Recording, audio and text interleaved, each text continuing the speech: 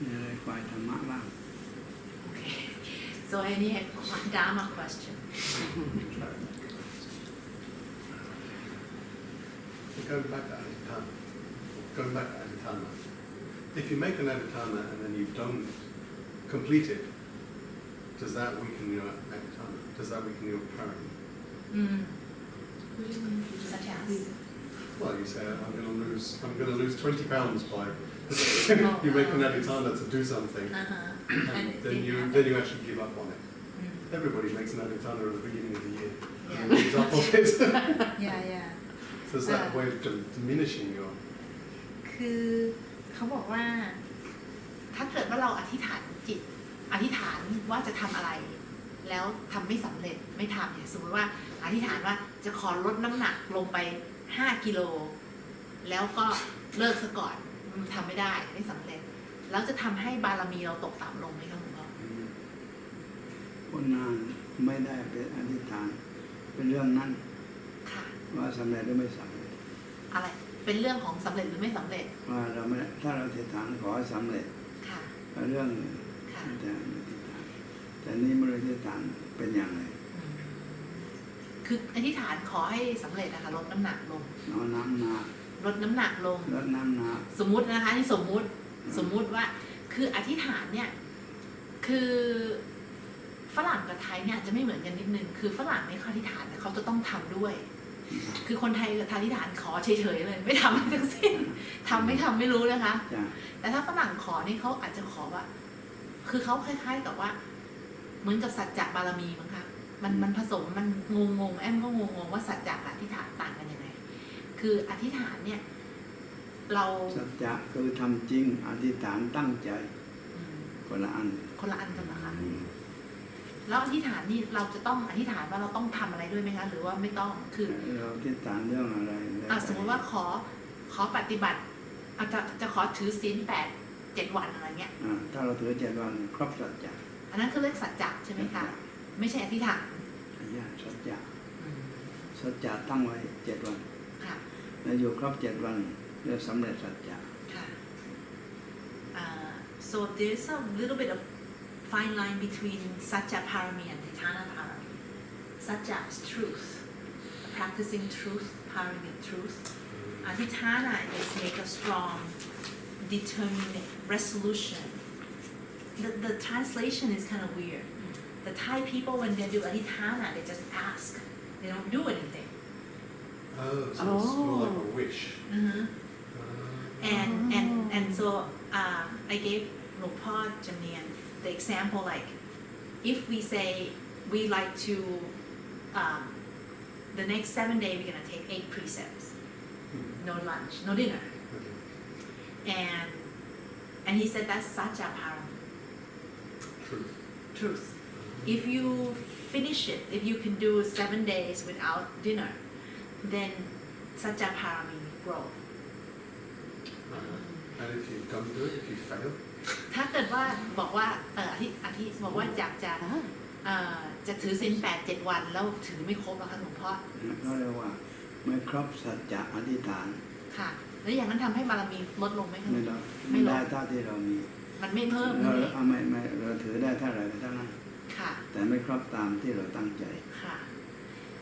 so if we didn't do 8 days 7 days like we said we only did 5 or whatever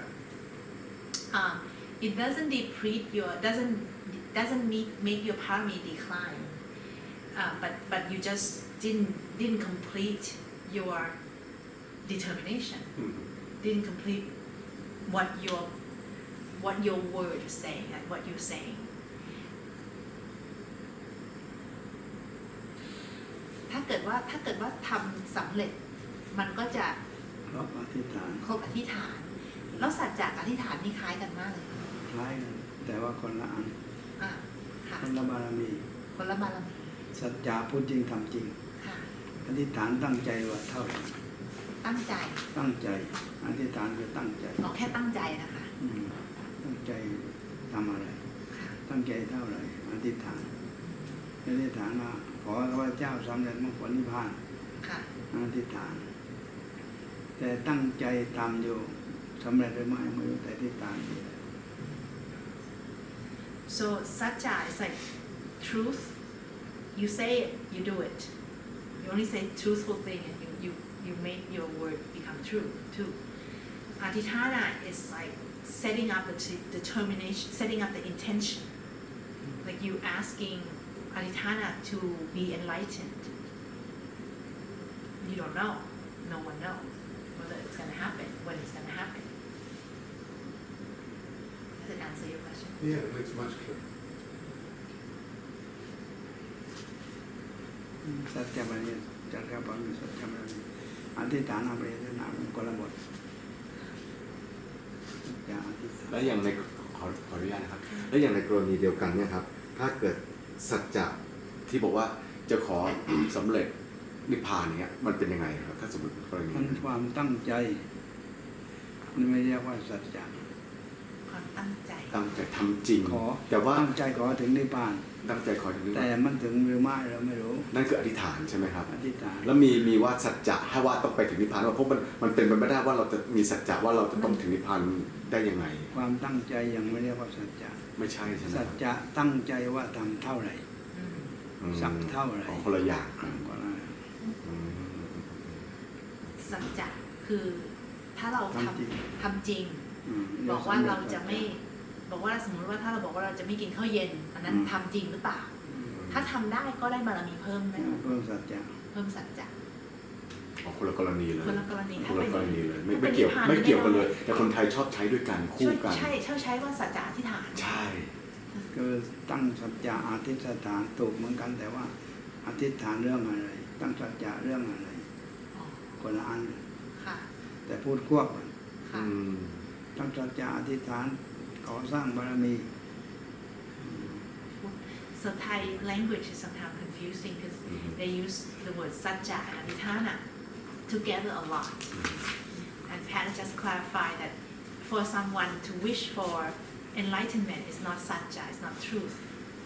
You don't have any control. You just wish for it. Adhiṭṭhāna is like just wishing for it. Could it be like oath? Oath. Like you pledge yourself to. In the olden days, the knight would pledge himself. The oath was the most important thing. He took the oath. Like that? คือเหมือนคล้ายๆกับเหมือนกับถือเหมือนกับสาบานหรือกับอะไรคะคืออย่างสมัยโบราณเนี่ยถ้าเป็นขุนศึกเขาจะต้องถือน้ำพิพัฒน์สัตยาใช่ไหมคะว่าจะจงรักภักดีต่อกษัตริย์อะไรอย่างเงี้ยค่ะอันนี้เป็นอธิษฐานหรือเป็นสัจจะอธิษฐานตั้งสัจจะอธิษฐานก็เรียกควบตั้งสัจจะอธิษฐานขอสาบานว่าทำอย่างนี้เรียกควบมันควบกันบางอันก็ควบกันบางอันก็ไม่ควบนะคะ so something like pledge may be both truth and Satya and Adhiṭṭhāna because there's an element of you need to put effort in like are you gonna be truthful to the king you pledge you know that's part of it and then yeah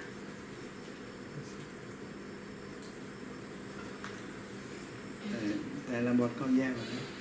สัจจะเมตตาสัจจะพระมัตตาที่ฐานะที่นาธรรมะพระมีก็ละบท so in the 10 teaching of 10 perfections Parami 10 Parami Satya Parami and Adhiṭṭhāna Paramis are two different things they're both part of the 10 Parami and each of them you have 3 levels the level of ordinary level Satya Parami Satya Upaparami like you're willing to risk losing things that is dear to you in order to uphold that parami second level Satya Paramattha Parami willing to risk losing your life which is dearest to uphold that parami and it's the same thing for Adhiṭṭhāna Parami you have 3 levels เรื่องรวมว่าสัจจะบารมีตั้งใจอุปปารมีเมื่อตั้งใจแล้วยอมลำบากในร่างกายก็ยอมสัจจะปรมัตถ์ ตลอดชีวิตหรือยอมตายอุปปารมียอมลำบากนะคะแล้วก็พระปรมัตถ์ยอมตาย so such a parami not ordinary level you try your best you give your best second level you're willing to overcome obstacle like willing to subject yourself to lots of difficulties in order to fulfill this parami this truth or whatever it can be truth it can be jhana it can be Adhiṭṭhāna nekhamma and the third level is you're willing to risk your life to uphold the parami หลวงพ่อครับและการยึดมั่นในสัจจะอย่างนั้นมันเป็นการยึดมั่นถือมั่นหรือเปล่ามันถือมั่นในสัจจะมันต้องมีทำไมสำเร็จผลก็แล้วไปถ้าสำเร็จผลเนี่ยสำเร็จสัจจะบารมีแล้วมันจะเกี่ยวกับการยึดมั่นถือมั่นไม่มันยึดมั่นถือมั่นทุกข้อเลยทุกมันทุกข้อแต่ศีลเหมือนกันยึดมั่นถือมั่นในแล้วมันจะทำให้ไม่หลุดพ้นหรือเปล่าครับถ้าไม่ยึดสัจจะอย่างนั้นเหตุผลก็ยังกำลังปฏิบัติอยู่ยังไม่พูดถึงนิพพานพูดถึงขั้นตอนการปฏิบัติเท่านั้นเองนะ so Pat asked whether if we are upholding to a parami like upholding to the sajja parami upholding to truth isn't that an attachment and Luang Por said that's it is but it's kind of this is path of the pathway toward nibbana you need to be able to be strong enough to uphold to this pledge or this good thing that you commit to doing before letting it all go ใช่ไหมคะพี่แพทประมาณนั้น something like that ผมได้ยินว่าพระโสดาค้ามนุษย์คนอื่นเป็นไปไม่ได้จริงหรือเปล่าครับฆ่ามนุษย์ไม่ได้โสดาบัน can't kill another human being เขาถามว่าพระโสดาบันเนี่ยไม่สามารถจะฆ่ามนุษย์ได้ถูกไหมคะไม่สามารถฆ่ามนุษย์แบบฆ่าคนได้ absolutely they can't fall into hell แบบนี้ศีลห้าก็ไม่ได้ค่ะถือศีลห้าก็ไม่ได้ so even if any ordinary people who uphold the 5 precepts well won't kill any ordinary any being anyone any human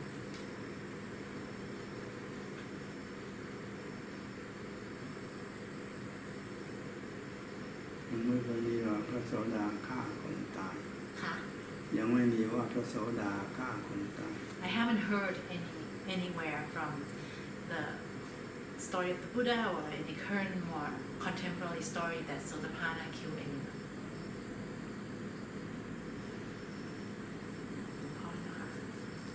Luang Por, when we talk about the parami necessary to reach Ariya for enlightenment, how is it that you can be deficient and what is the practical aspect of the parami that is necessary for that, especially if we're using vipassana, which is the cutting through. So I'm wondering if you can expound the relationship. What is deficient? Well, we hear that you're not able to reach enlightenment or sotapanna because of lack of parami. And I just wondered if you could elucidate that a little bit because, yeah, it doesn't เขาถามว่าคือเขาได้ยินเหมือนกับว่าหลวงพ่อบอกว่าการที่จะถึงโสดาบันหรือไม่ถึงจะเป็นอริยะหรือไม่อยู่ที่บารมี ถ้าบารมีไม่ถึงก็เป็นไม่ได้แล้วแต่บารมี ถ้าบารมีไม่ถึงหมายความว่ายังไงคะขาดอะไรไปไม่รู้ว่าเขาอธิษฐานไว้กี่ชาติที่จะถึงไม่ถึงถ้าอธิษฐานลอยๆว่าขอเป็นพระโสดาเมื่อไรไม่รู้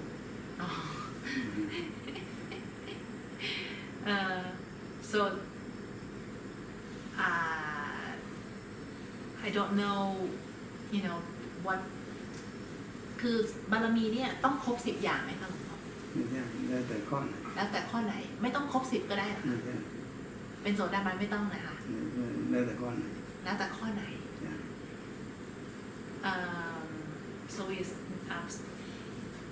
so the interpreter asked a little bit like do we need to kind of have all 10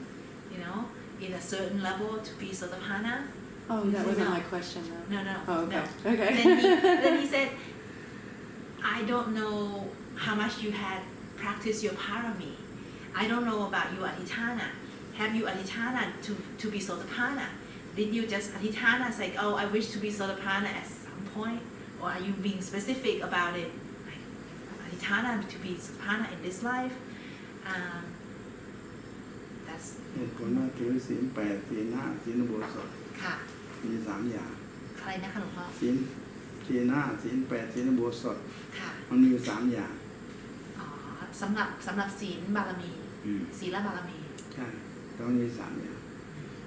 ศีล 5 ศีล 8 ศีลอุโบสถ and in terms of sila parami there's 3 sila parami there's 5 precepts 8 precepts and ศีล 8 กับศีลอุโบสถต่างกันยังไงคะหลวงพ่อ อุโบสถต้องวันพระ อ๋อ and then observance day sila it's basically 8 precepts on observance day วันพระ15 ค่ำ 14 ค่ำเป็นวันดับวันขาดวันดับ ค่ะ วันสุดท้าย ค่ะ วันดับวันขาดนี่ไม่เคยได้ยินค่ะ วันดับแปลว่า15 ค่ำ 15 ค่ำอ๋อ วันเพ็ญ วันเพ็ญ ค่ะ แปลว่า8 ค่ำ 8 ค่ำ so we have a full moon we have observant days on full moon new moon quarter moon 4 months 1 week. yeah around roughly once a week แล้วศีล 8 กับศีลอุโบสถต่างกันไหมคะหลวงพ่อคือในแง่ของบารมีเนี่ยอันไหนดีกว่ากันนะอะไร อุโบสถมันสูงสุดแล้ว อ๋อ อุโบสถสูงกว่า สูงกว่า so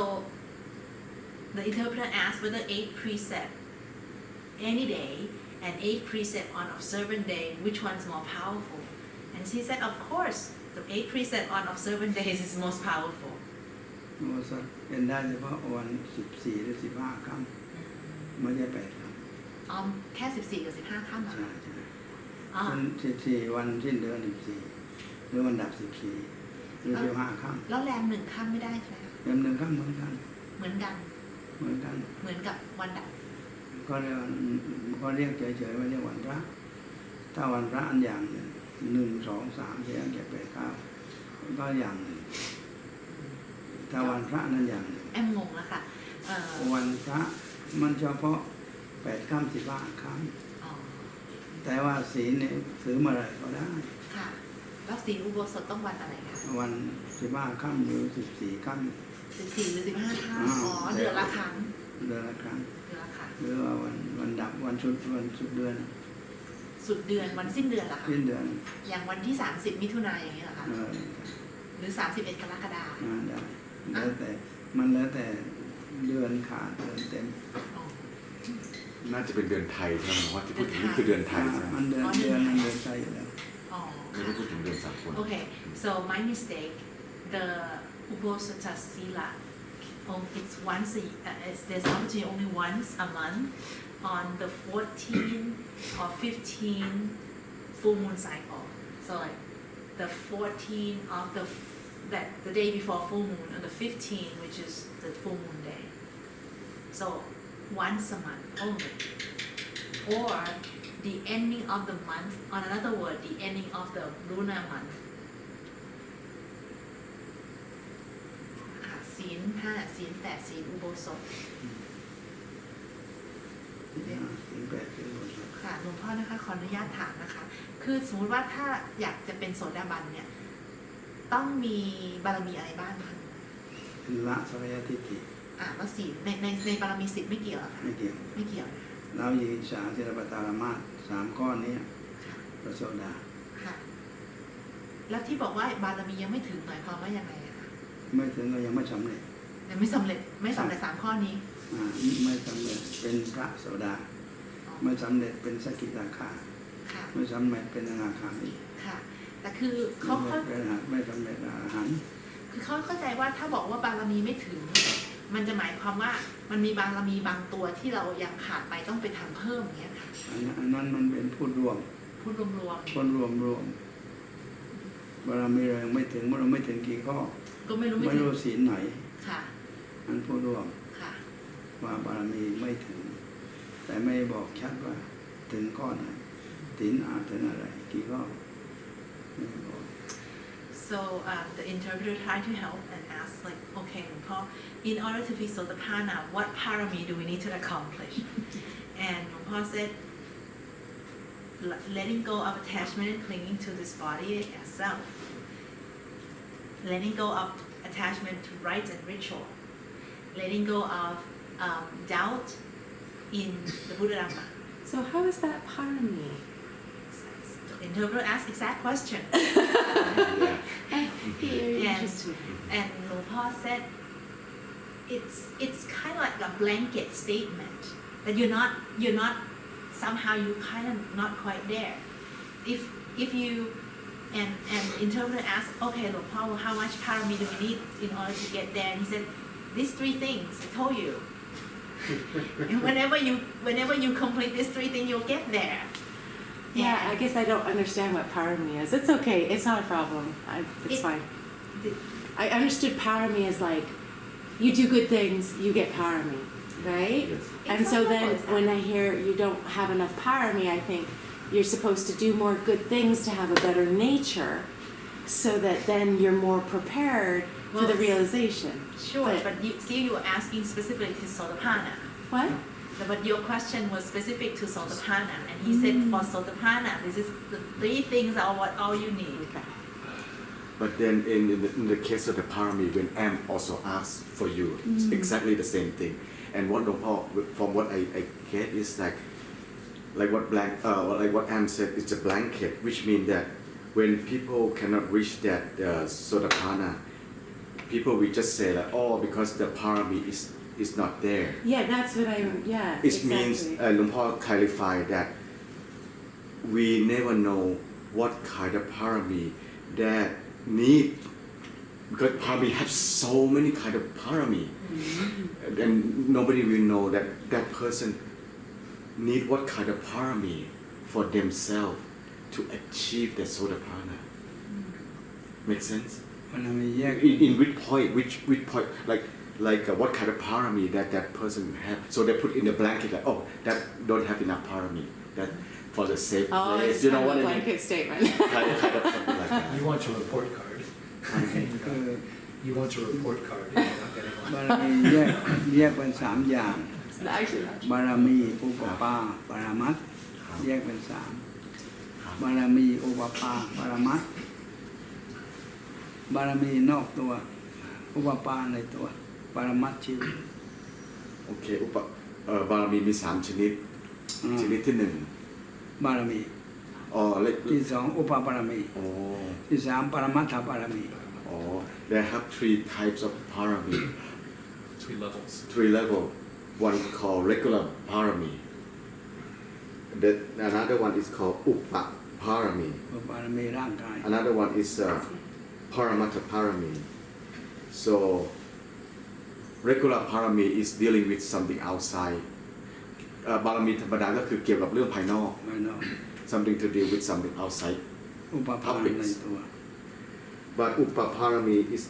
dealing with something that we have to build it inside ourselves.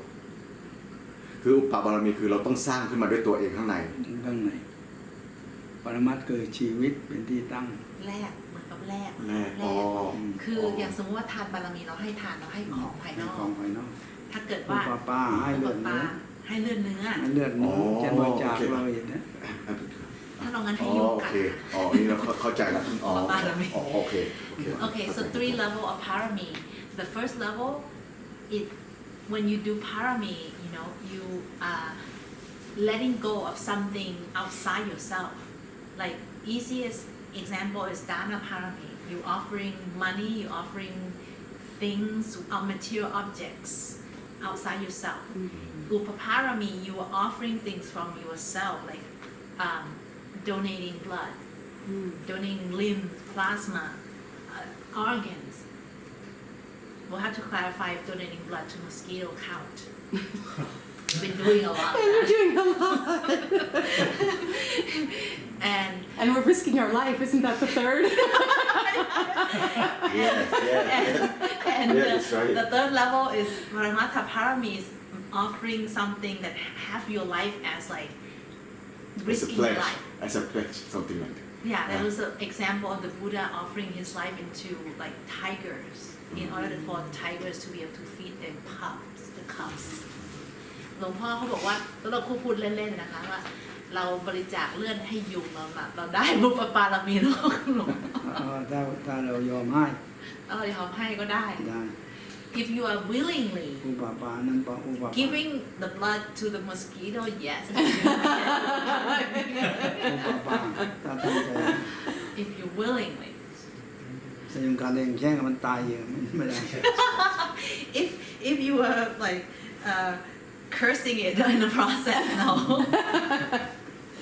So what does parami mean? What's the translation? Let me start there. Let me just give you a little bit of my take. Okay. I feel that Thai language and Pali language sometimes get mixed up and you don't know what is what. What is what? Okay. There is a real term parami that means this 10 thing. Oh. And then there's a general terms that people use parami, like you don't have enough parami, you don't have enough accumulation. I don't know whether we don't know whether it's really had anything to do with the original parami. We can ask Luang Por. Okay. คือเขาถามว่าเขาก็ยังงงบอกว่าแล้วเวลาที่เราพูดกันอันนี้อาจจะเป็นชาวบ้านเราพูดกันแบบชาวบ้านภาษาไทยนะคะหลวงพ่อว่าคนนี้ยังบารมีไม่ถึง น่าจะถูกต้องถ้าทำไม่ได้ ถ้าทำไม่ได้ บารมีไม่ถึง บารมีไม่ถึง ใช่ อันนี้เป็นหมายถึงบารมี10 ทัศน์หรือเปล่าคะหรือบ ารมีพูดลอย ลอย ๆยังไม่ถึงกี่ทัศน์ไม่พูด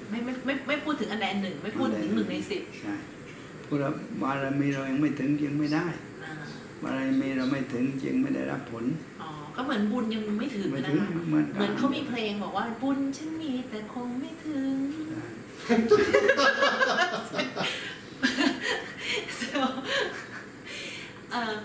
so Luang Por seems to agree it's a very blanket statement that Thai people use everywhere. It's like if your parami is not there, therefore you haven't been able to reach this level. It doesn't talk any specific about which parami or anything. It's almost another way to say is that your merit is not enough to get that, to arrive, to achieve, to.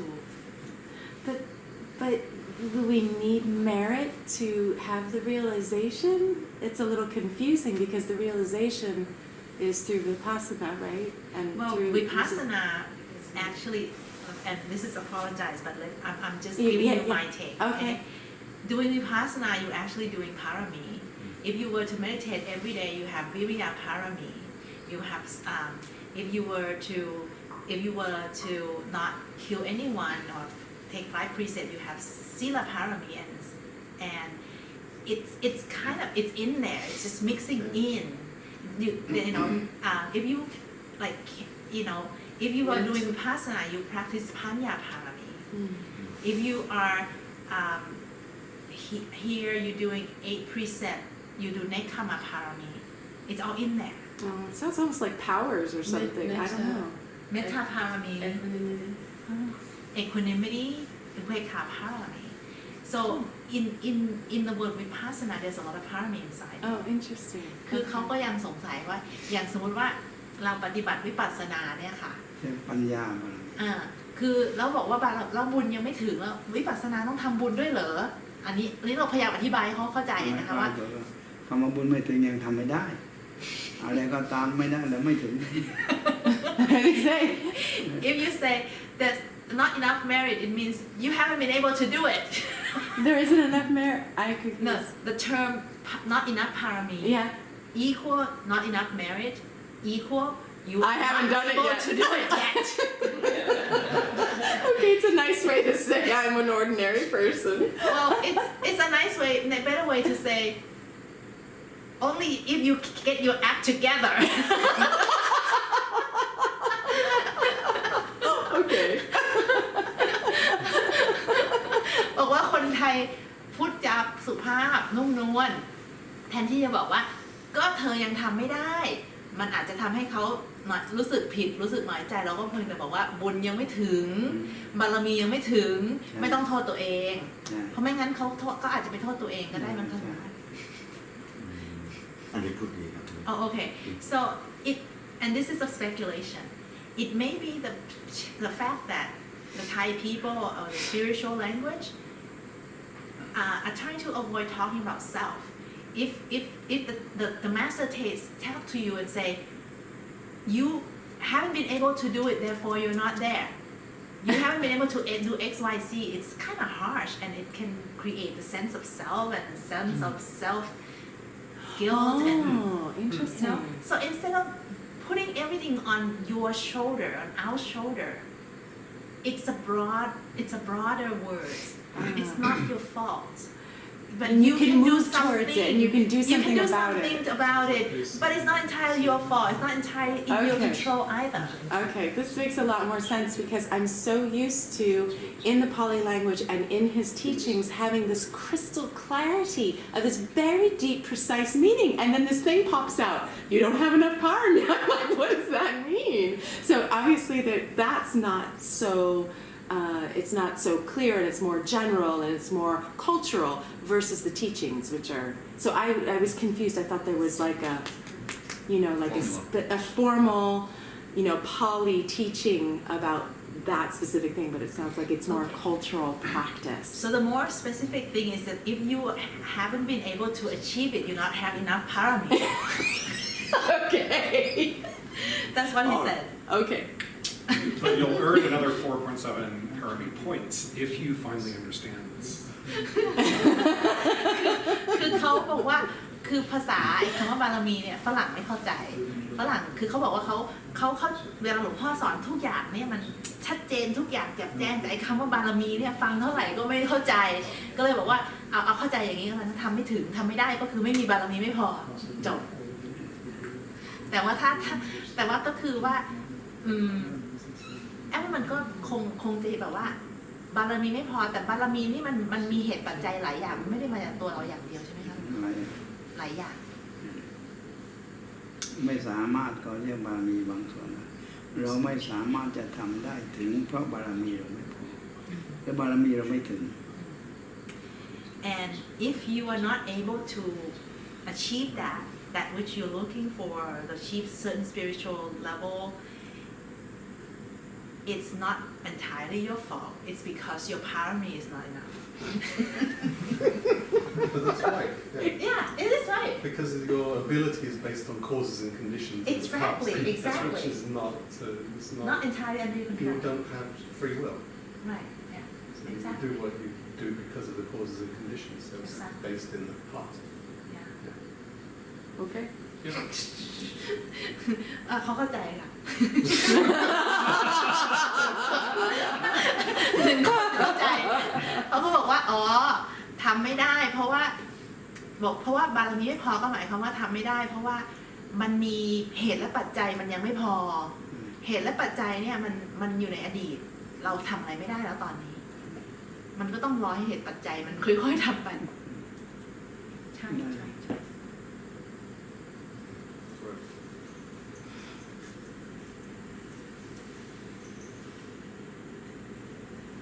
ยังมีอะไรไม่เข้าใจกับพูดให้เข้าใจด้วย Okay, so if there is anything you don't understand, might as well ask.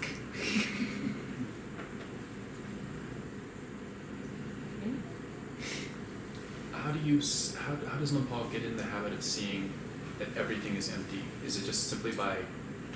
getting in the habit of constantly seeing that everything is empty? Like, is it just a habit of mind, habit of discipline? คือเขาถามว่าหลวงพ่อฝึกยังไงถึงได้เห็นทุกอย่างว่าว่างหมดเป็นคล้ายๆกับว่าเป็นอุปนิสัยของจิตหรือว่าฝึกยังไงคะฝึกจิตยังไงหรือว่าฝึกญาณฝึกอะไรไม่ทราบมันว่างอันนี้ที่เพิ่มเป็นภาพรวมที่เราแยกไม่ได้ก่อนว่าฝึกอะไรยังแยกไม่ได้ว่าอะไร มันยังมีต้นเหตุปลายเหตุว่าอะไร ค่ะ ต้องมีเหตุเจาะจงอะไรขึ้นก่อน แล้ว เดี๋ยวนะคะพี่ว่า เอาใหม่หลวงพ่อขออีกทีขออีกที คือหลวงพ่อบอกว่าที่หลวงพ่อเป็นภาพรวม ภาพรวมมาต้องมีว่าอะไรขึ้นก่อนเช่นว่าบารมียังไม่ถึงทำแล้วยังไม่ได้ ค่ะ เป็นส่วนหนึ่ง ค่ะ หรือว่ายังทำไม่ถึงขั้นบารมีจะได้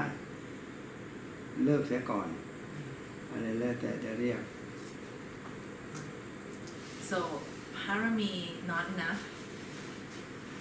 not or you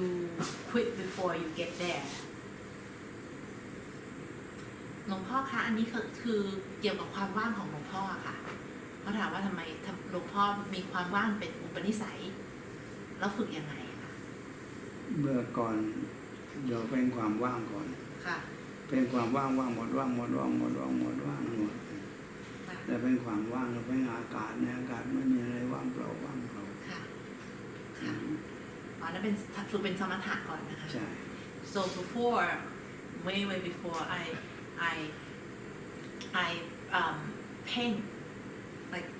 meditate on emptiness first like I look at the sky and think empty and like maintaining that mental state ค่ะ ถ้าภาพรวมแบบหนึ่งว่าฉันยังไม่ไปเพราะฉันยังไม่ว่าง ค่ะ ฉันยังไม่ได้ไปเพราะฉันไม่ว่าง อ๋อ ฉันยังไม่ได้ทำเพราะฉันไม่ว่าง Okay, so one way to look at this overall picture is that I haven't been able to go because I'm not free, I'm busy. I haven't been able to practice because I'm busy. ความหมายว่ายุ่งอันใดอันหนึ่งอยู่ที่ยังไม่เลิกไม่ได้หรือยังไม่เลิก So in this meaning, it means that you are completely busy or engaged with something that you're not letting go of.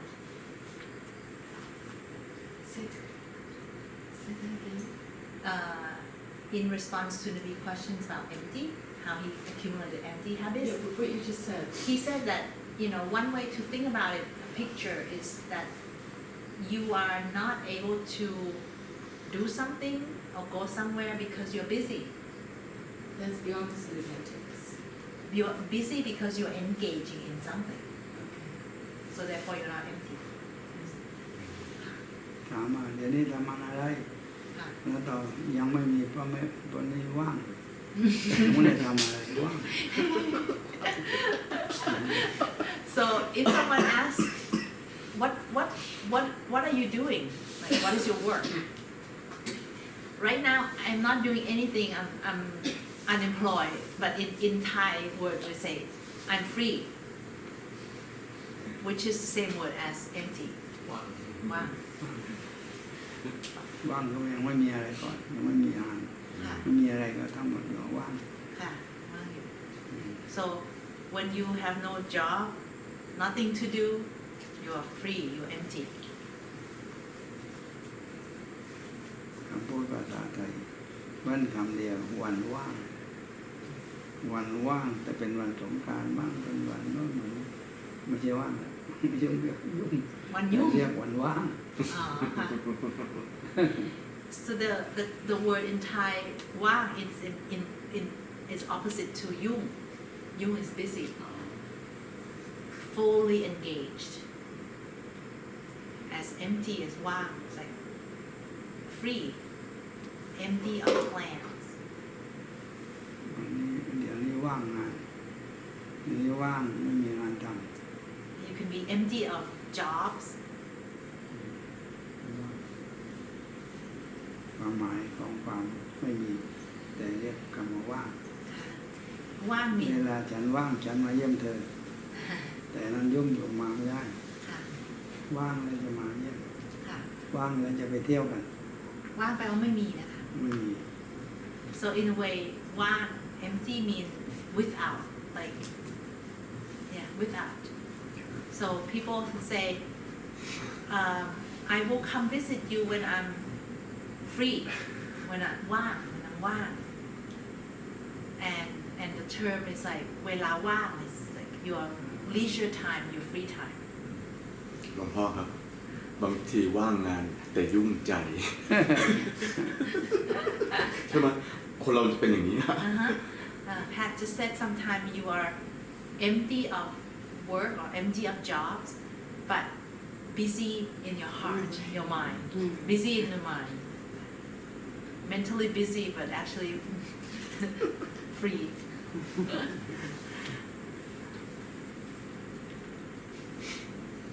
so ถ้าเป็นเต็มที่ความว่างเป็นไปได้เป็นยุ่งว่าง it's a contradiction right ยุ่งว่างis contradiction เป็นไปได้ไหมคะที่คนเราเนี่ยจะยุ่งแต่ว่า ว่างตอนนั้นไม่มีอะไรไม่มีงานทำไม่มีอะไร ไม่มีหน้าที่อะไรเรียกว่างที่ไม่มีก็แทนคำว่าว่าง แล้วแบบอย่างพี่แพทเนี่ย คืออย่างนี้ครับคือความหมายที่เขาถามเนี่ยผมคิดว่าเป็นอย่างนี้ว่าคนเราสามารถยุ่งกับการงานทุกอย่างในขณะเดียวกันเนี่ยเราก็ว่างกับการทำงานอย่างนั้นได้ด้วยเหมือนกันใช่ไหมได้ว่างทางใจว่างทาง ว่างทางใจ แต่ว่างทางกายว่างไม่ทำในทางเอากายไปทำอะไร แต่ว่าทางจิตมีงานทำแต่จิตว่างทำได้หมดแต่จิตว่างอยู่ yeah you can engage in any kind of activity when your mind is still empty but you can do that also that's what you mean right your question right is it possible to have something like that right เพราะว่าครูบาอาจารย์ญี่ปุ่นเซนบอกว่าเป็นเต็มที่แต่ว่าเป็นว่างด้วย คือเต็มที่แต่ว่าว่างคือ it's like opposite so ผมว่าก็เหมือนกับที่หลวงพ่อทำอยู่นะ it's just like what หลวงพ่อ did every day ทำงานให้เต็มที่แต่ว่าจิตว่าง จิตว่างหลวงพ่อ work every day but his mind is empty same thing it's an example ใช่ไหมครับใช่ หลวงพ่อบอกว่าตอนแรกๆหลวงพ่อเพ่งว่างตอนหลังๆก็ไม่เพ่งแล้วใช่ไหมคะมันว่างเองว่างจากกิเลสตัณหาอย่างนี้ไหมคะใช่ว่างเองเป็นผล so this is to confirm a little bit that หลวงพ่อ initially he practiced emptiness by the way of samatha practice by using the concentration to keep the mind empty but then eventually it becomes resolved like it becomes empty on its own as a result of free from kilesa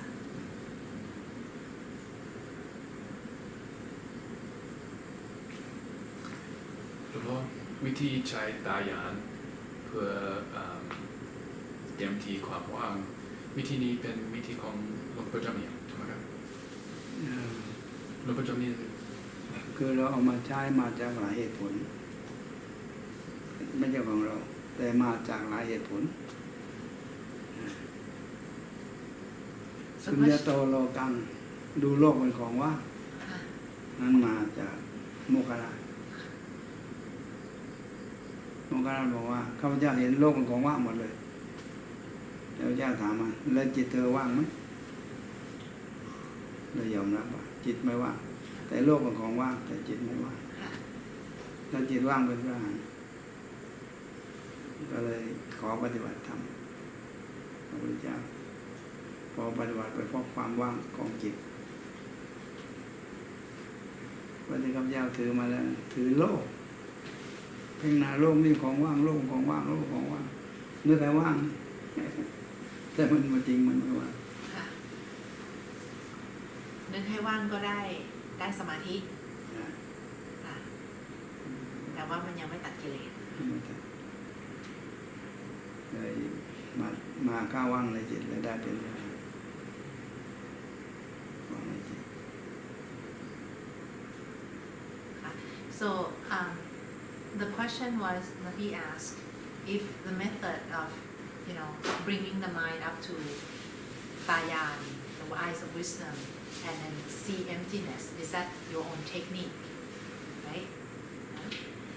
Luang Por said not really I learned there's different sources that reference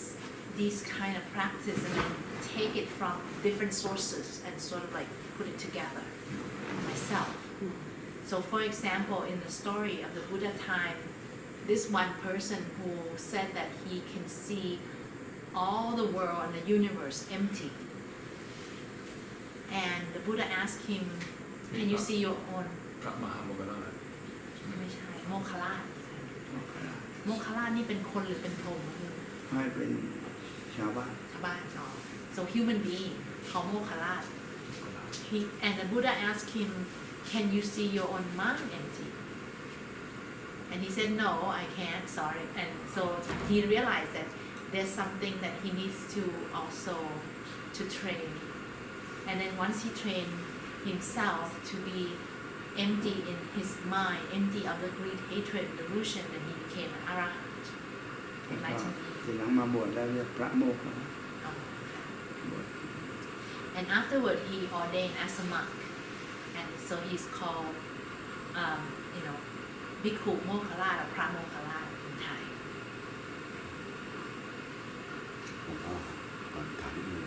อย่างสมมุติว่ามันก็เป็นไปได้ใช่ไหมหรือเปล่าครับว่าสมมติเราเห็นทุกสิ่งทุกอย่างอยู่รู้ทุกสิ่งทุกอย่างอยู่ในขณะที่เห็นแล้วก็ขณะที่รู้ด้วยเนี่ยจิตมันก็ว่างไปด้วยคือแต่เราเห็นทุกอย่างอยู่แต่เรารู้ว่าข้างในมันว่างเนี่ยพูดไม่ถูกเราพูดสองอย่างว่า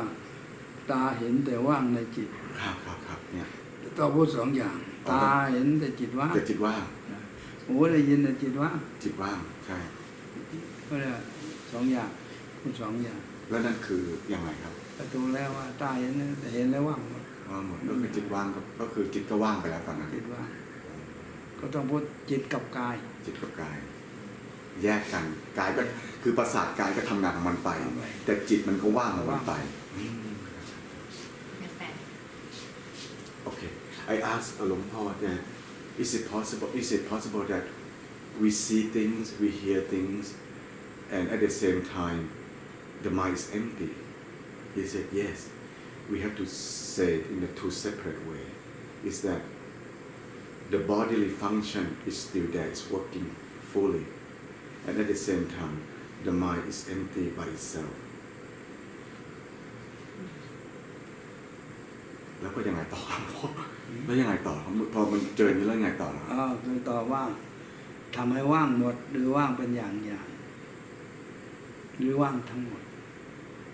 ถ้าว่างทั้งหมดตัวเราก็ไม่มีโลกก็มีอะไรก็ไม่มีได้ว่าง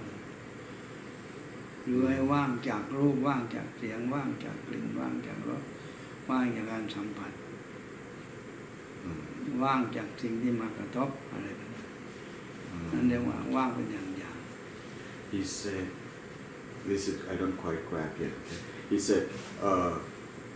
there are two separate type of emptiness is the emptiness that it can be separate it's like we empty from sight we empty from sound we empty from certain things อันนึงคือว่างที่แยกเป็นอย่างแล้วอันที่สองก็คือว่างทั้งหมด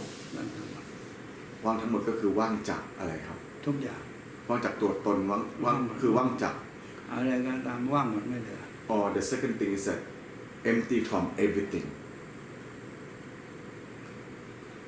should we clarify with him because kind of like หลวงพ่อช่วยอธิบายช่วยขยายความว่าว่างทั้งหมดหน่อยครับว่างทั้งหมดมองอะไรทะลุไปเลยหมดทะลุหมดว่างไปหมดว่างไปหมด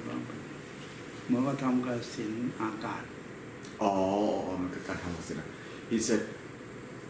empty from everything is similar to working on the space kasina like see everything is like empty nothing left something และอย่างที่เมื่อกี้ผมถามหลวงพ่อคือว่าสมมติเราเห็นอยู่แล้วเราก็เห็นว่าเห็นทุกอย่างอยู่ได้ยินทุกอย่างอยู่แต่ว่ามันว่างในจิตอย่างนี้ครับเราว่างจากทางจิตว่างจากทางกายหรือว่างจากอะไรแยกออกไปเช่นว่า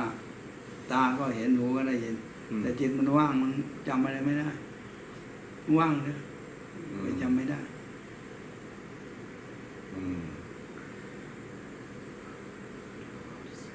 Okay. Luang Por said, I repeat again that what does that mean? Like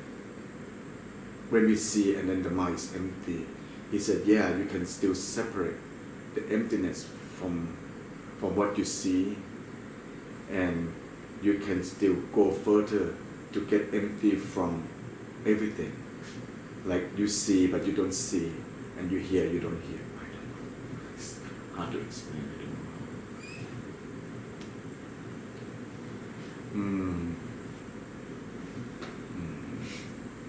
ว่างมีหลายอย่าง I have so many kinds of emptiness, so it's kind of very So difficult. I wanted to know, in physics, modern physics, they say that, so for example, this camera, เป็น99% วางหมดก็คือ how do you say atoms คืออะตอมไงครับคือเขาบอกว่านักวิทยาศาสตร์เหมือนกับว่าเห็นว่าถึงแม้มีวัตถุอยู่แต่ถ้ามองขยายเข้าไปลึกๆเนี่ยทุกอย่างมันกลายเป็นความว่างทั้งหมดเพราะอะตอมมันก็เล็กๆกลายเป็นว่างทั้งหมดฉะนั้นจริงอันนั้นเป็น 99% ว่างหมดเมื่อครูบาอาจารย์เห็นความว่างในอันนี้เป็นเหมือนกันหรือเปล่าครับก็คือเป็นการเราเห็นว่าถึงแม้วัตถุมีอยู่แต่เราก็เห็นว่างทั้งหมดของมันไปอ๋อ yeah this concept is mean empty of everything is mean this concept that's really amazing รูปมีแต่ว่างจากรูปเสียงมีแต่ว่างจากเสียงนั่นก็เลยว่างอันนี้ So I asked Luang Por that in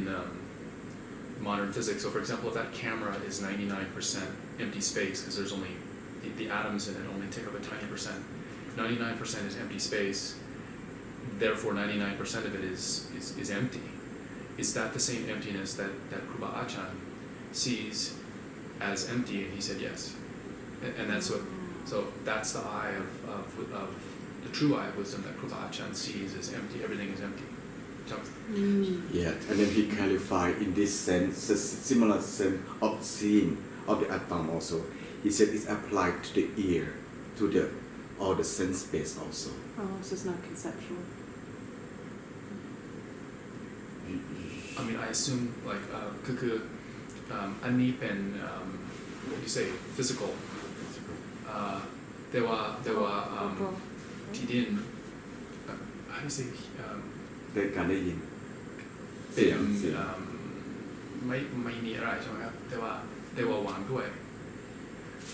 คือว่างในเสียงครับหลวงพ่อสมมติว่าเสียงเราได้ยินแล้วว่างในเสียงนี่มันก็คือว่ามันเจาะยังไงให้มันว่างในเสียงเข้าไปอีกใช่ไหมครับดีไงถ้าจะชัดกว่านั้น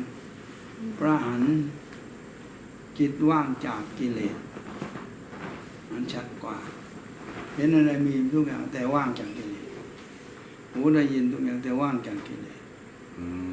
นั่นว่างพระอรหันต์ Oh, he said it's better look at this way that we can พระอรหันต์ can see everything can hear everything but it's they are empty from the defilement. He said better look at it that way than physical, I guess. You know, look at in terms of defilement better. ก็ว่าสวยแต่พระอรหันต์เห็นไม่เห็นสวยมันว่างเข้าใจครับคือให้แยกกันคนละแบบ different things. So separate. That's important. Yeah, better that way. เด็กเห็นของแรงเลยสนุกมากแต่คนใหญ่นะจิตว่างจากสนุกเอาไปเลิกเอาไปทิ้งมันไม่สนุกมันเด็กแต่เด็กมันสนุกมันไม่ว่างทิ้งมันไม่ได้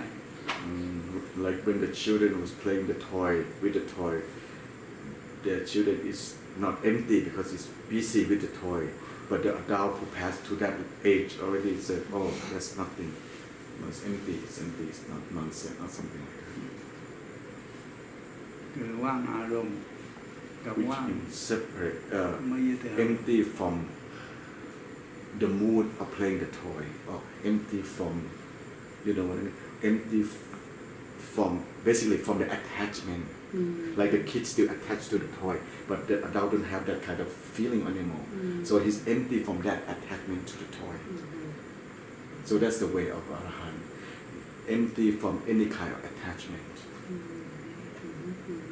เดี๋ยวนี้ว่างจากงานเพราะไม่มีงานทำจึงว่างจากงานไม่มีงานทำแต่งานมีเยอะแยะไปแต่ว่างจากงาน yeah like we are empty from the job right now but he said but there's so many jobs out there but we are empty from the job right now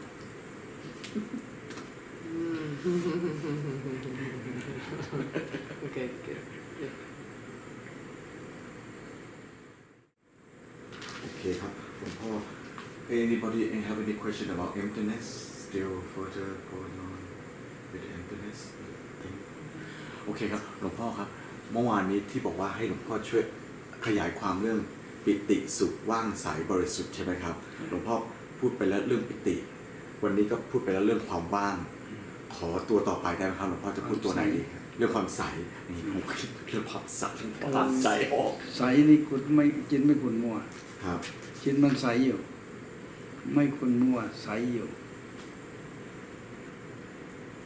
แต่ใสยังไม่บริสุทธิ์นะยังไม่มาความหลงว่างใสบริสุทธิ์บริสุทธิ์กับใสคนละตัวน้ำใสที่น้ำนั้นยังไม่บริสุทธิ์Okay now today he okay like yesterday I kind of asking him could he please clarify the 5 qualities that he abide in like and he already talked about the rapture yesterday today he talked about emptiness and then I asked anybody have more question about emptiness we said no so I asked him further on which one he gonna talk about the 3 he said now he gonna talk about the clarity ใสใส clear the clarity so then he start with the mind that is clear is the mind that is not muddy something like that okay but it's not the purity mind yet it's the clarity and the purity is different story the mind is clear but it's not pure yet like the water is clear but it's not necessarily to be pure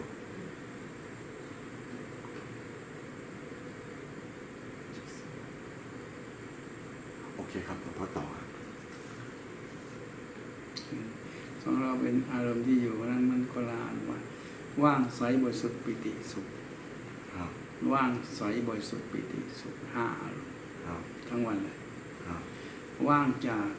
สิ่งต่างๆในความว่างมีแต่ความใสอยู่ในความใสมีแต่บริสุทธิ์อยู่ในบริสุทธิ์นั้นไม่มีอะไรปิติในกล้องเรามาอยู่พอว่างใสแล้วบริสุทธิ์แล้วเกิดปิติและเกิดความสุขAnd what Luang Por said he abide in this 5 quality is a piti ว่างใสบริสุทธิ์ปิติสุขว่างใสบริสุทธิ์ปิติสุขว่าง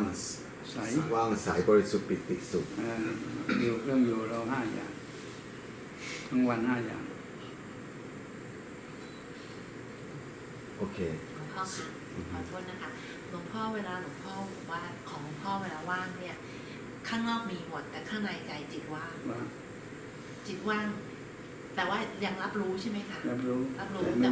ไม่ยึดมันก็ว่างใช่แล้วพอจิตว่างแล้วมันจึงใสเหรอคะใช่จิตว่างเป็นเหตุใสเป็นผลใสและบริสุทธิ์เพราะจิตใสมันบริสุทธิ์แต่หลวงพ่อบอกว่าจิตใสมันไม่เหมือนบริสุทธิ์คือมันยังมีแต่ว่ามันตะกอนเหมือนกับว่าน้ำใสยังมีน้ำยังมีตะกอนด้วยตะกอนอยู่ข้างล่างน้ำข้างบนใสแต่ว่าบริสุทธิ์ไม่มีตะกอนแล้วใช่ไหมเอาออกมาเลยแต่คือของหลวงพ่อก็คือว่ามีทั้งใสและทั้งบริสุทธิ์พร้อมกันไปด้วยแต่คนทั่วไปนี่อาจจะยังใสได้แต่ยังไม่บริสุทธิ์ใช่ไหมครับคนที่ยังปฏิบัติไปไม่ถึงก็คืออาจจะใสได้แต่ยังไม่บริสุทธิ์ so in toว่าง so we talk about emptiness different kind of emptiness and we just confirm that Luang Por's kind of emptiness is the emptiness from within like he still see all the external like contact. He can hear, he can see, he can taste everything, but the chitta is empty.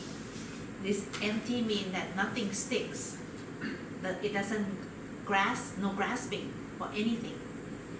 And then once it's empty, the mind has clarity. This clarity is kind of resembled to clear water. The clear water might still have sediment, but as long as you don't stir it, it's clear. But then purity, that is already filtered water. The sediment is filtered out. And we had clarified that for some people who may not be, who doesn't have enough capacity, enough parami, they might have emptiness, clarity, but not purity. Maybe as far as they can do is to just let all the impurities settle down, and they have the clear mind for a little while until it gets stirred up again. ค่ะหลวงพ่อคือจิตว่างคือมีเสียงมีสมมติตอนนี้มีเสียงมีรูปมีเสียงแต่ว่าเราไม่ไปยึดติดกับสิ่งใดมันก็ใสมันก็ว่างแล้วพอว่างไปสักพักความใสก็จะเกิดใช่ไหมความใสก็จะเกิดใช่ไหมคะมันเกิดเร็วมากหรือว่าบางคนอาจจะช้ามันเกิดพร้อมกันนะแล้วแต่หน้าที่แล้วแต่เหตุผลถ้ากระทบหยาบว่างเร็วมากปุ๊บเลยแต่ถ้าละเอียดมันไม่เร็วมันช้าอ๋อถ้ากระทบหยาบแล้วจิตไม่ไปยึดปล่อยมันไปมันจะว่างเร็วมากเลยแล้วจากว่างมันจะไปใสเร็วไหมคะทีนี้ถ้ามันเป็นของดีของบริสุทธิ์มันช้าที่จะว่างมันช้าไม่ขนมหรอของบริสุทธิ์ของใสของบริสุทธิ์แล้วของมันว่างแต่ช้ามันกระทบตุ้มเดียวไม่เป็นอย่างนั้นมันเห็นใสอยู่เห็นว่างอยู่เห็นบริสุทธิ์อยู่เช่นเห็นผ้าบริสุทธิ์มันไม่ต้องวิจัยว่าอะไรบริสุทธิ์เห็นแต่บริสุทธิ์แต่เห็นบริสุทธิ์อยู่อ๋อใช่ถ้าคนที่จิตบริสุทธิ์นี่จะว่างช้าเหรอคือกระทบแล้วมันว่างเร็วคนใจว่างเร็วแต่ถ้าไม่บริสุทธิ์มันว่างช้าอ๋อค่ะถ้าใจไม่บริสุทธิ์มันว่างช้าเพราะฉะนั้นบริสุทธิ์กับว่างมันก็เชื่อมกันอีกนะแต่มันคนอารมณ์แต่ว่าไปตามธรรมชาติมันเลยตาม So the interpreter asked to clarify, like, okay, this started to make sense, but can you tell us a little bit more about emptiness and clarity, the process between the two, how fast it's happening from emptiness to clarity? And Paul said, emptiness, how fast the emptiness develops is depending on the person. If the person has pure mind, no matter what contact coming into being, nothing sticks. So no attachment, no clinging. The mind can be empty very fast. Or you got some really jolting experience, and you can let it go, not sticking to it. Then it can be empty very fast too. แล้วหลังจากว่างแล้วเนี่ยมันจะใส่มันเองป่ะคะหรือว่าต้องทำว่างไปนานๆนั่นเจตนาให้ว่างเองมันเหมือนเป็นแล้วว่างมันปล่อยว่างไม่มีอะไรนั่นเป็นเจตนาว่าเห็นแล้วแมวแล้ววางหมดให้ว่างไปเลยนั่นเจตนาให้ว่างกับว่างเองอ๋อมีสองแบบอีกแต่ละแบบ So there's also further there are more multiple in at least the two types of emptiness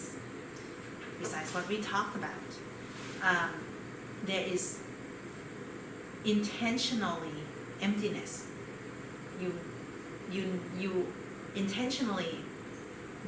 don't want anything to stick. So when you have an experience, you just let it go. Or the experience come and the mind just naturally let it go. หลวงพ่อครับเพราะฉะนั้น ว่างแบบตั้งใจยังไม่ใช่ว่างจริงใช่ไหมครับไม่ใช่ว่างจริง So the intentionally letting it go is still not the real true emptiness in the sense. คือต้องให้มันเกิดของมันเอง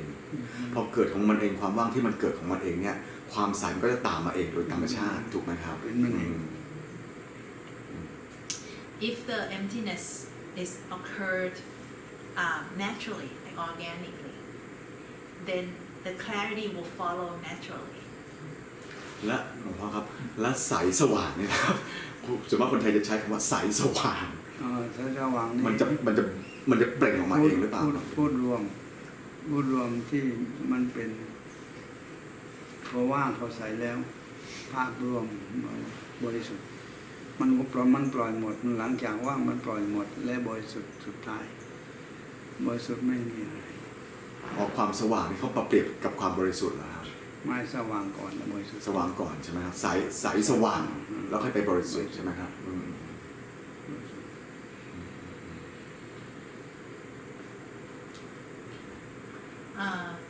So Pat asked, in Thai this term also not only clarity but it's also bright and pure. Some teacher would describe the mind as bright and pure or clear and bright and pure. Can you please explain that? And หลวงพ่อว่าไงคะโทษนะคะพี่แพทย์จำได้ Oh, okay. Luang Por said when people reach the emptiness, the clarity will automatically appear, and in that state, also they have some kind of bright fullness, like bright, and from there, then we go to the purity after. หลวงพ่อเมื่อเราใช้ตาอย่างนั้นเพื่อเห็นว่าร่างกายเป็นว่างเป็นดอนถ้าเราเห็นร่างกายว่างหมดมีอะไรมีความรู้สึกอื่นที่เกิดขึ้นด้วยก็คือถ้าเห็นว่าความร่างกายว่างก็มีปีติบางที่จะเกิดขึ้นด้วยหรือเปล่าไม่มีอะไรว่างปิติก็ไม่มีเช่นเห็นอยู่แต่จิตมันว่างมันไม่มีนิมิตมันไม่มีอารมณ์ยึดมันว่างอยู่ปิติก็ไม่มีแต่ถ้ามีปิติไม่เรียกว่าว่างเรียกว่าปิติสุขปิติสุขหรือปิติเพราะฉะนั้นที่หลวงพ่อใช้5ตัวนี้คือใช้คนละตอนเนี่ยคนละตอนไม่ได้ใช้ควบกันทั้งหมดโอเคแอมอธิบายแอมพูดดีกว่าไหมให้พี่พูดโอเค what Nabi asked is that I forgot your question So I asked if we use the Daya to see, for example, that the body is empty, are there any other emotions or feelings that will then arise, like piti, for example? And he said no. He said no. He said when you abide in the emptiness, they will not have pity in there. Everything is empty. It's pure emptiness. It's just emptiness. And then I asked to clarify. I said, what about your 5 qualities that you use together? It means that you use at a separate time, right? He said yes. So use at separate incident, not yeah. แต่ว่าเมื่อเราเห็นว่าร่างกายเป็นว่างเป็นต้นครับก็ผมรู้สึกว่าสบายฉะนั้นผมสงสัยว่าถ้าเห็นสิ่งที่เกิดขึ้นเป็นว่างก็จะความสบายจะใหญ่ขึ้นด้วยว่างมากเท่าไหร่ใหญ่เท่านั้นเพราะว่ามันไม่มีขอบเขตความว่างไม่มีขอบเขตจะให้ใหญ่ให้เล็กแค่ไหนก็ได้มันไม่มีขอบเขตมันว่างเลยมันก็ดูอากาศให้ไกลแค่ไหนก็ได้ตรงไหนก็ได้เพราะมันว่างที่ยังไม่มีขอบเขต Okay, for what Nabi asked is that when he go to the emptiness, it seems like it can expand, right? The level of emptiness can be, and it feels good or something. and it feel good, and then it's kind of like can build up. Or what you mean? Something like when you ask him, something like that. But he said the emptiness actually can be expand until there's no limit. But แต่ว่าความสบายคือ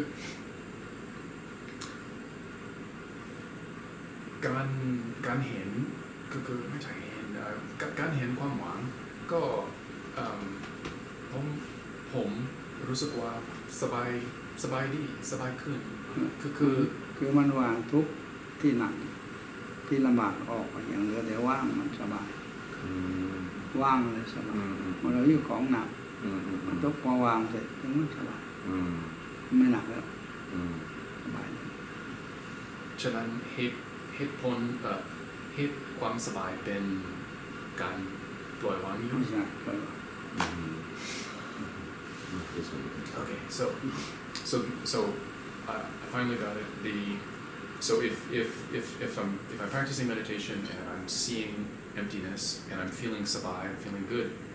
the reason that I'm feeling good is simply because I'm letting go of emotions that would make me not feel good. So it's pretty simple. เพราะฉะนั้นครับหลวงพ่อแสดงว่าคนที่จะเข้าถึงความว่างได้เนี่ยจะต้องมีปัญญาถึงที่สุดถึงจะเข้าไปว่างอย่างนั้นได้ใช่ไหมครับหรือว่าความว่างบางคนพอนึกว่างหมดมันเลยชำนาญหรือไม่ว่างหมดบางคนต้องไปนานๆไปว่างครับแล้วในความว่างนั้นจะเกิดปัญญาไหมครับมันเกิดได้เหมือนกันแต่ถ้าว่างหมดไม่มีว่าในว่างถ้าเกิดว่างไปเฉยๆก็ไม่มีปัญญาเกิดขึ้นใช่ไหมครับแล้วตรงนั้นแต่ว่าก่อนจะทำถึงตรงนั้นเนี่ยมันจะต้องมีปัญญาก่อนที่จะเข้าไปว่างถึงที่สุดอย่างนั้นได้ถูกหรือเปล่ามาความเพียรก็มีปัญญาก็มีเป็นทั้งได้ทั้งความเพียรก็ได้ทั้งปัญญาก็ได้แล้วเป็นความว่างในความเพียรมันเป็นยังไงครับเพียรให้ว่างทำไงเพียรในว่างคือพอว่างยึดเอาความว่างไว้ไม่ปล่อยนี่เพียรในความว่างไม่ปล่อยพอเผลอมันวุ่นวายแล้วแต่พอยึดมันว่างอยู่อันนั้นเป็นสมถะหรือเปล่าสมถะแต่ก็เรียกความว่างแบบสมถะใช่ไหมครับวิปัสสนามันจะดังแค่ไหนเป็นอะไรก็เป็นแต่จิตว่างอยู่ว่างวิปัสสนาว่างที่จิตว่างสมถะมันว่างที่เหตุผลที่กระทบไปคุยซับซ้อนนะคะแล้วที่หลวงพ่อเดี๋ยวเราแปลก่อนนะคะแปลก่อนดีกว่าพี่แพทย์ถามว่าลืมแล้วมันไปแล้วมันผ่านไปแล้วมันลืมไปแล้วมันไม่อยู่แล้วหลวงพ่อเนี่ยมันไปเลยความว่างที่บริสุทธิ์กับความว่างเจตนาให้ว่างแต่ยังไม่บริสุทธิ์สองแบบก็ว่างเหมือนกันว่างในการเพ่งสู่ความว่างเพ่งอากาศได้ว่างเพ่งทุกสิ่งไม่เหลืออะไรเลยให้ว่างเจตนาทำให้ว่างที่ว่างเองมันว่างของมันเองแล้วต้องว่างของมันเองที่มันถึงจะใสต่อใช่ไหมใช่คือถ้าว่างเองว่างนั้นมันเป็นปัจจุบันเหตุผลของมันว่างแต่ที่เรานึกให้ว่างก็ได้นึกไปว่าเมื่อวานจิตว่างหมดเลยก็ได้เมื่อเดือนก่อนทำจิตว่างหมดเลยยังนึกความว่างได้ถึงเดือนก่อนอันนั้นก็จะสมมติว่าว่างโอเคเข้าใจแล้วจะขออธิบายI try my best to try to explain because it has to be experiential also not just the concept he kind of say that so the emptiness there kind of samatha way and the vipassana way the samatha way is like we have the intention to make it empty like when we do the job or when we do something we put it there like it's empty we try to think that it's empty we kind of like that is the mundane way but it's not the real emptiness that is called samatha way of emptiness and then there is another vipassana way of emptiness is that we still can engage in everything but the mind is empty and we cannot force it to be empty it has to be empty by itself from there the clarity will appear also and then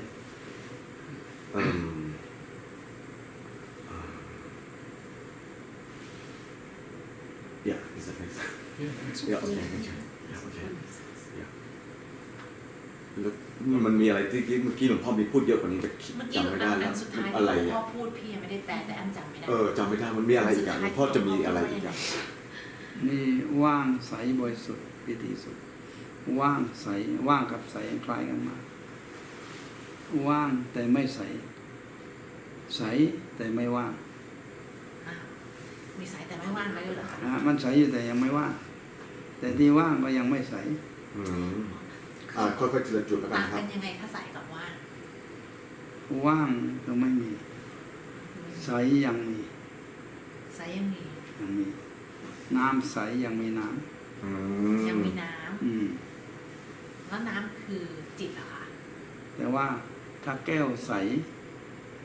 มันยังมีแก้วแต่มันใสนั้นว่างใสมีแก้วแต่มีใส เดี๋ยวแปลทีละนิดแล้วกันนะคะหลวงพ่อ Some people can achieve emptiness but not clarity. Some people have clarity but no emptiness. And so what's the differences between clarity and emptiness? Clarity is like water, clear water, but there is still water. แล้วแต่ว่าถ้าเป็นว่างนี่น้ำไม่มีแล้วเหรอคะ มีว่างหมดน้ำก็มี If there's emptiness, there's no water. Or if there's a glass, a clear glass, there's still a glass. But in emptiness, there's no glass.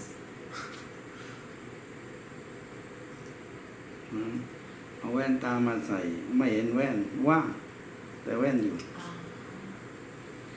It's บัง like แล้ว you, แต่ว่าง it's like you're wearing a pair of glasses. The glasses are clear.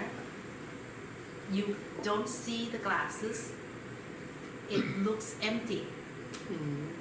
It's empty because there's no color obstructing your view, your sight. But there's still glasses there. ค่ะนิมนต์ต่อ ว่างใส ทีนี้ว่างเหมือนมีแก้วอยู่ข้างหน้า แต่ว่ามันไม่มีสีปกติมันมีสีก็ไม่ชัดทีนี้มันไม่มีสีเลยว่าง ว่าง ทีนี้พอใสล่ะคะใสแล้วแก้วยังมีไหมคะ ใสนี่แก้วมีแต่แก้วมันใสทะลุได้มองไม่ผ่านไปได้ ค่ะ ใสมองผ่านไปได้ ค่ะ ทีนี้การบริสุทธิ์หมายถึงว่าไม่มีอะไรมาเกี่ยวปนไม่มีอะไรมาเกี่ยวข้อง แล้วก่อนหน้านี้มีอะไรมาเกี่ยวข้องคะ ว่างใสบริสุทธิ์ แต่ขอโทษนะครับหลวงพ่อในความว่างนี่สมมติเราใส่แว่นเลนแว่นใสอยู่นะครับในความว่างนี่ก็ไม่มีเลนแว่นถูกไหมครับ ในความว่างไม่เห็น ไม่เห็น เห็นแต่ความว่างไม่เห็นแว่น ไม่เห็นแว่น แต่เห็นในความว่าง โอ้แต่ว่าแว่นยังอยู่ อยู่ แม้แต่ความว่างนี่แว่นก็ยังอยู่นะครับ อยู่แว่นอยู่แต่ไม่เห็นแว่นเห็นความว่างอะไรก็ได้ว่างหมดดูอากาศว่างๆก็ได้แต่แว่นยังอยู่ แอมออนพูดยากเลย พี่แพทย์ พูดยาก พี่แพทย์แปลง พี่จ่อแล้วเนี่ยกลัวจะอธิบายแล้วพูดแล้วเขาจะไม่ค่อยพูดยาก อันนี้ยากนะ ยากนะ พี่แพทย์แปลง Oh, okay, I try. He said,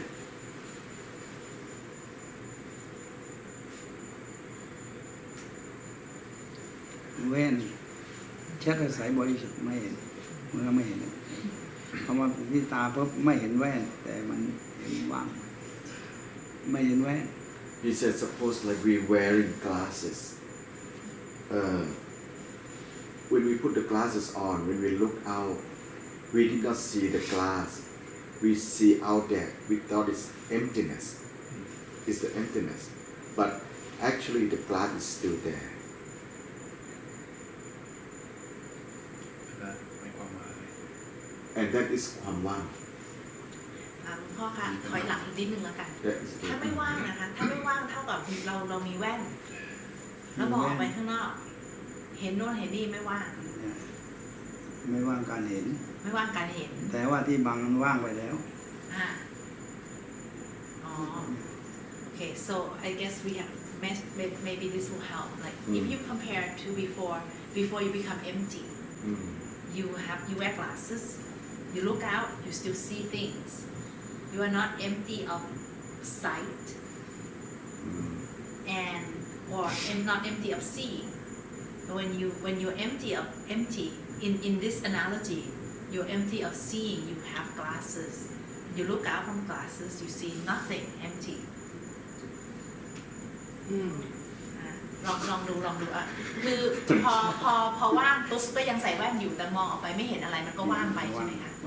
ทีนี้ใสแล้วคะหลวงพ่อความว่าใสนี่ถ้าแว่นตาใสที่ใสของแว่นตามันว่างใสบริสุทธิ์ว่างใสบริสุทธิ์เอาแล้วก่อนหน้านี้เวลาว่างนี่แว่นมันไม่ใสเหรอคะแว่นไม่ใสมันยังมีขุ่นมัวอ๋อค่ะโอเค so at the place of emptiness the glasses are not completely clear it has fog and foggy or sediment or whatever scratches but then at the next stage when it's clear as well it's like glasses super clear now wow see all the details ใส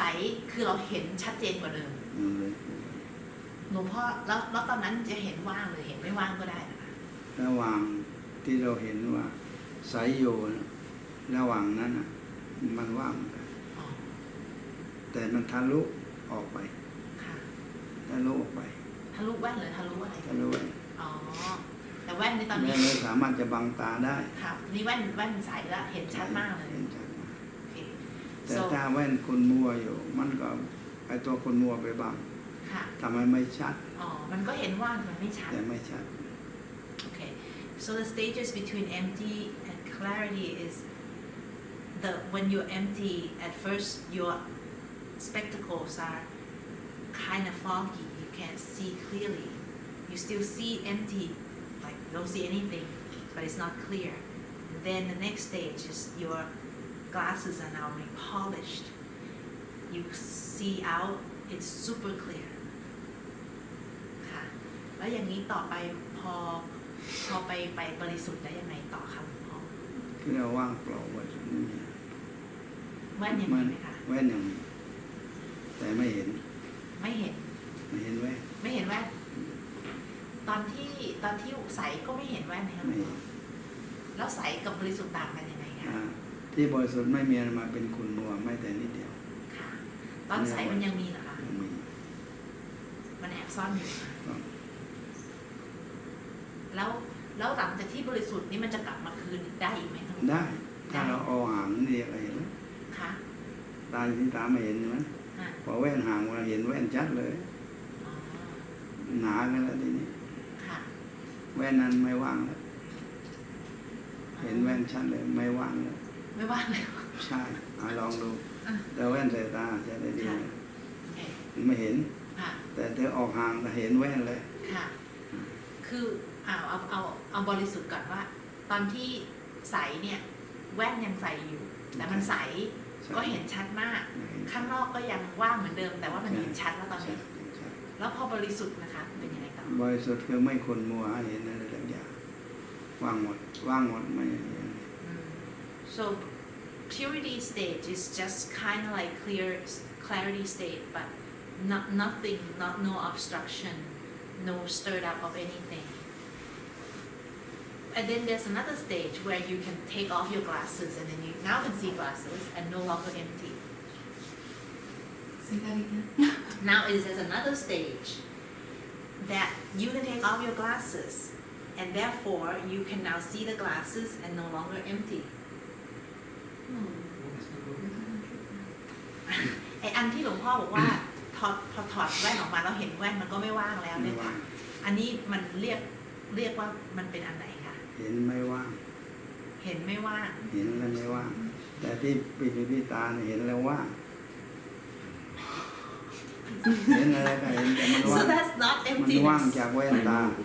เดี๋ยวขออนุญาตครับหลวงพ่อขอเปลี่ยนตัวอย่างได้ไหมครับเปลี่ยนตัวอย่างจากแว่นมาเป็นจิตเลยอย่างเงี้ยได้ไหมครับแล้วหลวงพ่อช่วยอธิบายจากในแง่ของจิตครับเริ่มจากไม่ว่างใสบริสุทธิ์เอาอากาศว่างไม่มีเมฆหมอกค่ะ ถึงเรามองไปในอากาศมันว่างหมดเลย ค่ะ ไม่มีอะไร Okay, so are we changing analogy to help hopefully Clarify. better clarify? Okay. So let's say you have sky. The sky is so clear. There's no cloud in the sky. You look out, it's empty, clear. Well, maybe you should use the word empty. Empty. เรี ไม่ ยก มี ห เม ลัก ฆหมอก เรียกหลักศาสตร์ว่าอากาศและอาวากาศ ค่ะ อาวากาศนั้นไม่มีอากาศ ค่ะ So in scientific, there is space like outside of the atmosphere. Space. There's nothing in the space. อากาศ อาวากาศ อากาศนี่ยังอยู่ภายในโลกนี้นะ ใช่ So there's atmosphere and outside atmosphere. เมื่อมองไปสุดไม่เห็นอะไรเป็นอาวากาศ อาวากาศ If you look as far away and you can't see anything, that's space. ถ้าถามเห็นความว่างไหมรู้สึกว่าว่างแต่ไม่เห็น If you look into the space and someone asks, do you see the emptiness? And you would say, I feel empty, but I don't see the emptiness. ในขณะมองไม่เห็นนะนี่ว่างหมดแล้วไม่เห็นอะไรแล้ว Okay, so it's all empty. The sky is empty of any cloud. You can't see anything.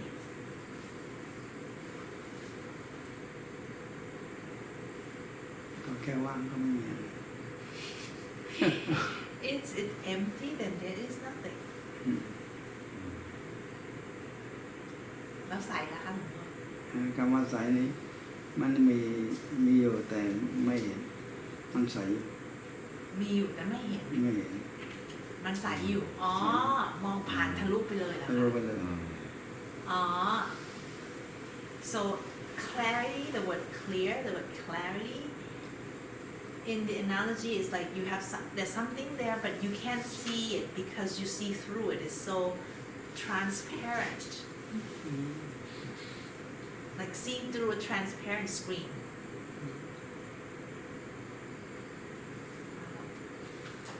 จับไว้ก่อน โอเค เอาจบไว้ก่อน จะไว้ก่อน จบไว้ก่อน ข้ามไป That's ก่อน enough for ปวด today หัว Let's เดี๋ยว follow คนนี้ this เขาขอถาม Okay.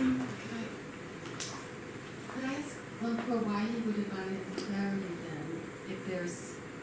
a transparent obstruction and you could divide in emptiness, what is the difference? Do you see what I'm saying? He says he divides in it, but I think we don't have a I'm sorry to What is Not say clear. What's your question? What's your เขาถามว่าทำไมหลวงพ่อถึงอยู่ในความใส ถ้าเกิดว่าความใสเนี่ยมันยังมีอะไรบังอยู่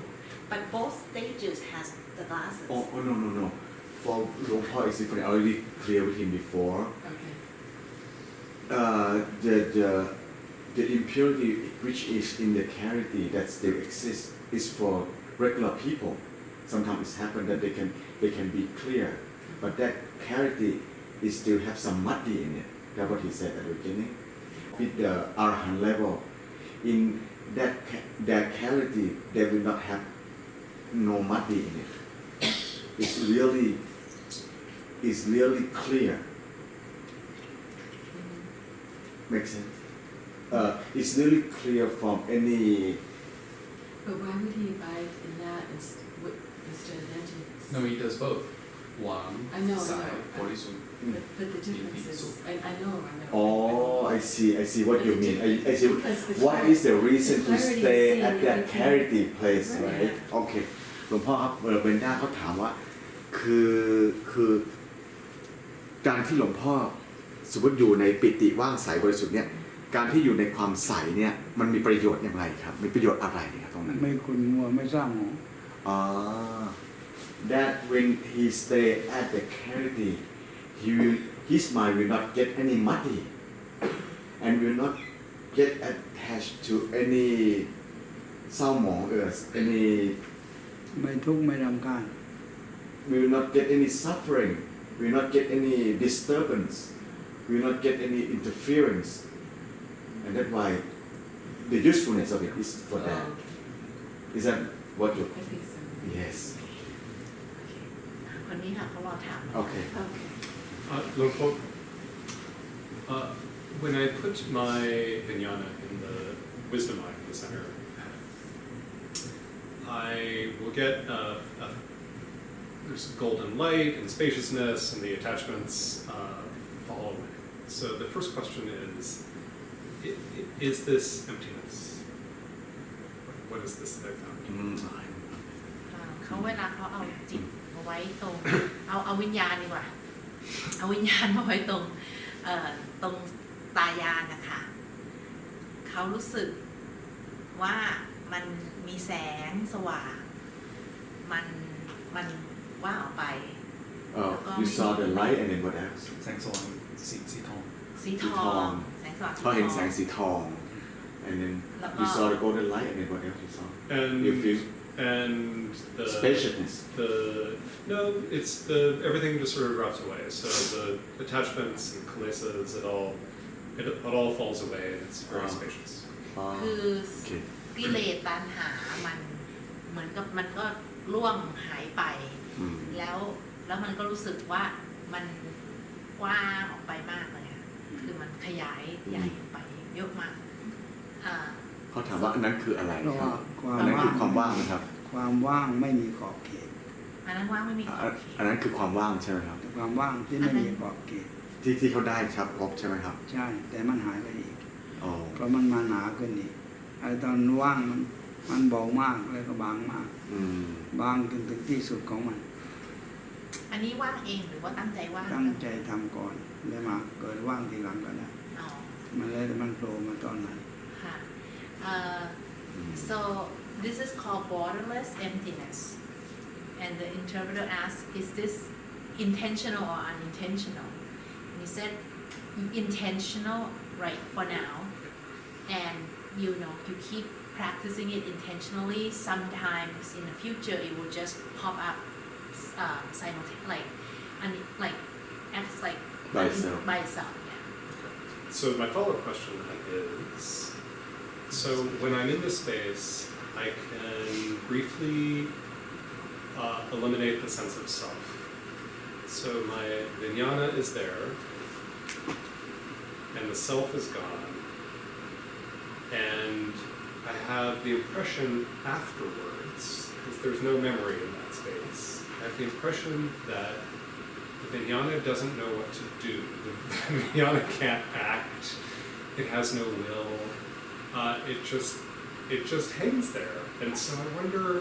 how do I carry emptiness in the world? With practice, can I actually do things in emptiness? Does that make sense? คือเวลาไปถึงตรงนั้นเนี่ยมันจิตมันก็อยู่มันไม่อยู่แล้วมันไม่มีแต่วิญญาณตัวเดียวอะค่ะแล้ววิญญาณตัวเดียวนี่มันก็ทำอะไรไม่ได้เลยรู้อย่างเดียวมันไม่ทำอะไรเลย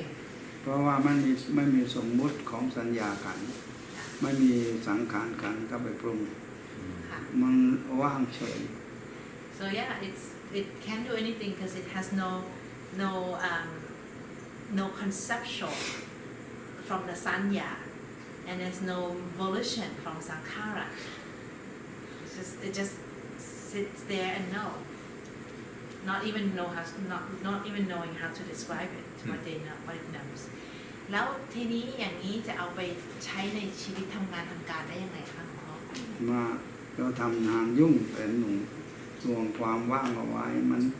ไม่ยุ่งทางจิตแต่ยุ่งทางกายแต่ถ้าเราทำงานยุ่ง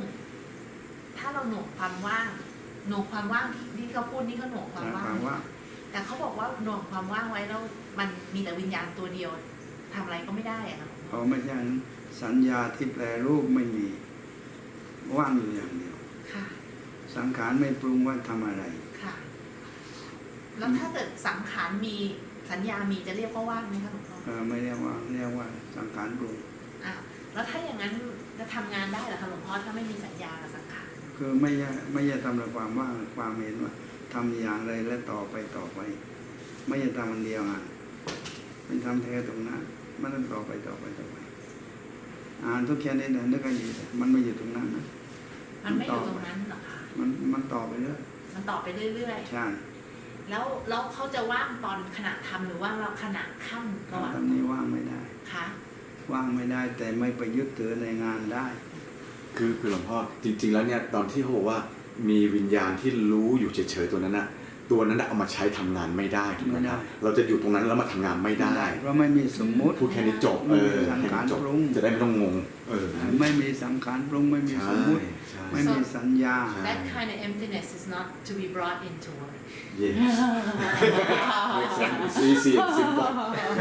It's just not possible. Yeah. When you have no sanya, no volition, how can you work? ทำงานมันต้องมีสังขารกับสัญญาคู่กันอยู่ สังขารนี้สัญญาให้ทำอะไร สัญญาให้เป็นอะไร ใช่ คู่กันอยู่ So as you might have noticed that to work you need some mind to interpret what things means and have some memory and also volition to do what's to do.